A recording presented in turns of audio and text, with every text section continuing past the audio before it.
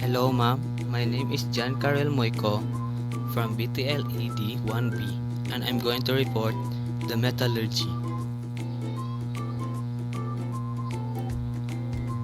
So what is metallurgy? Metallurgy is a process where metals were put in a furnace with very high temperature and turn it into a molten liquid metals and pour on a molds to form the desired shape of tools or weapons. So ito daw ang process ng metals where yung mga metals ay nilalagay nila sa isang furnace o isa siyang oven noon. Kung oven siya ngayon kung ating ikukumpara sa history. So furnace with very high temperature until magiging liquid na siya at yung liquid na yon ay ibubuhos nila sa isang molds na meron ng desired shape of tools at pagkatapos noon ay hahayaan nila itong maging matigas at doon na nila sisirain yung molds para matanggal ito. So papakita ko ng short video about sa process ng metallurgy. To be able to mold metals, people melted them in ovens, heating them up in very high temperatures. Molten liquid metal was poured into molds, forming the desired shapes and creating different tools, utensils, and weapons. This process is known as metallurgy and took place during the Age of Metals. Nowadays, metallurgy is still considered to be one of the most important sectors in modern society. Yun. So makikita na naman natin sa mga movies, 'di ba, na mga medieval movies na pag gumagawa sila ng isang sandata nila ay makikita natin na parang lava yung nilagay nila sa isang lagayan ng molten liquid metals at gagawin nila itong weapons nila. Sige. So in Egypt, the smelting of copper began about 4000 BC. So yun, nagsimula yung parang metallurgy doon sa Egypt. And then the copper were mined in Sinai Desert Peninsula because copper ores were abundant in this area. So coppers, yun ay isa sa kasangkapan ng paggawa ng bronze nung unang panahon at ito ay kinukuha nila or minamine nila sa Sinai Desert and hindi lang basta-basta nila i-mine ito kasi marami silang kumbaga ang government nila ay nag-send ng organizing officials and hindi siya basta-basta na mga tao lamang.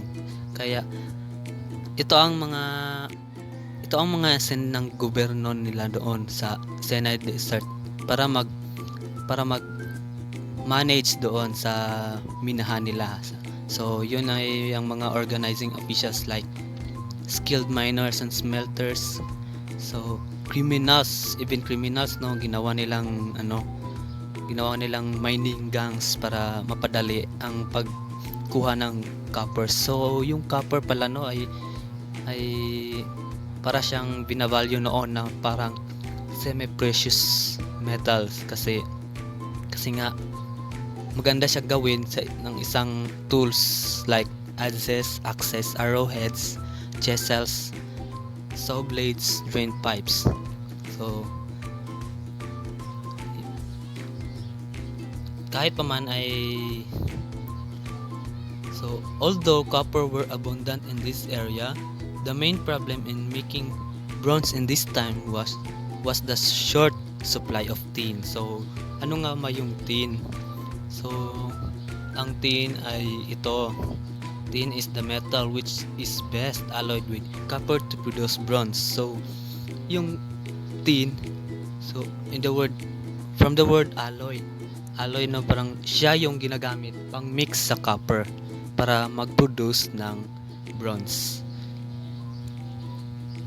So yun yung pangunahing problema sa paggawa ng bronze noon, kasi nga ay low yung demand ng tin. So yeah, ang bronze daw ay very useful noon. Ngunit hindi ito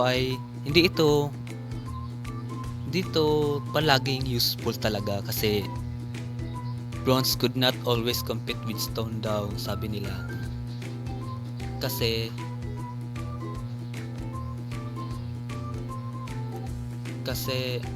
ang bronze ay an army continued to use flint as arrowheads because flint's arrowheads has higher penetration than bronze, and also bronze was scarcer and more expensive than flint. So when we say scarcer, no, kanang low demand. Hindi siya parang rare siya, at kanang matagal siya hanapin, no. So at what you call that, mamahalin pa kaysa sa flint. So flint is a stone lang naman. So yun nga ay isa din sa reason na yun, ay ang flint ay may higher penetration, so mas effective siya panggamit sa arrowheads kasi mas masakit. And then because of scarcity and high cost of copper and bronze, these metals were called metals of aristocracy. So aristocracy means para siyang rare, uncommon siya, so matagal siya hanapin. And while iron is said to be the democratic metal, which means para siyang opposite noon sa bronze and copper, which is mataas yung demand at saka madalas siya ginagamit, tsaka hindi siya mamahalin.